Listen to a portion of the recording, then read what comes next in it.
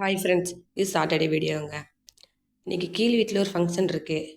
அதனால் சரின்னு சொல்லிட்டு காலையிலே ரெடி ஆயிடுச்சு. சரி ஃபங்க்ஷனுக்கு போயிட்டு வந்துடலாம் அப்படின்னு சொல்லிட்டு டைம் ஆயிடுச்சு. ஏண்டா இந்த குமார் வேறு காமெடி ஆகிடுச்சு.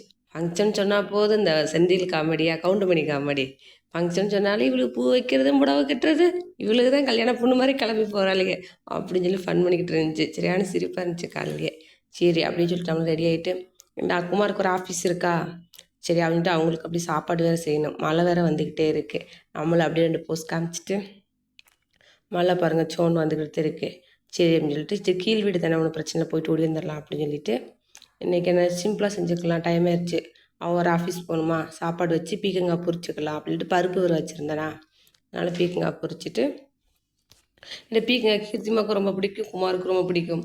அதனால் இது ஒன்று வச்சு எல்லோரும் ஓட்டிடலாம் அப்படின்னு சொல்லிட்டு அப்படியே சமைச்சாச்சு. இந்த பருப்பு வெறும் பருப்பு இருக்குல்ல, அது நல்லாயிருக்கும், குமாருக்குமே ரொம்ப பிடிக்கும். அதனால் சரி அதையே சமைச்சு கொடுத்துடலாம் அப்படின்னு சொல்லிட்டு அதை எடுத்துக்காச்சு. இந்த பருப்பு செஞ்சாச்சு. இது இந்த தேவு கூட கொஞ்சம் கொடுத்துக்கலாமா, சாப்பிட்டுக்குருவான் பாட்டுக்குள்ள. நம்ம வீட்டில் இன்றைக்கி என்ன பீக்கங்காய் பருப்பு வெறும் பருப்பு சாப்பாடு அவ்வளோதான். இதோட முடிச்சாச்சு. அதோட செஞ்சுட்டு பிடிச்சிருந்தா ஷேர் பண்ணி கமெண்ட் பண்ணி சப்ஸ்கிரைப் பண்ணுங்கள். அடுத்த வீடியோவில் பார்க்கலாம்.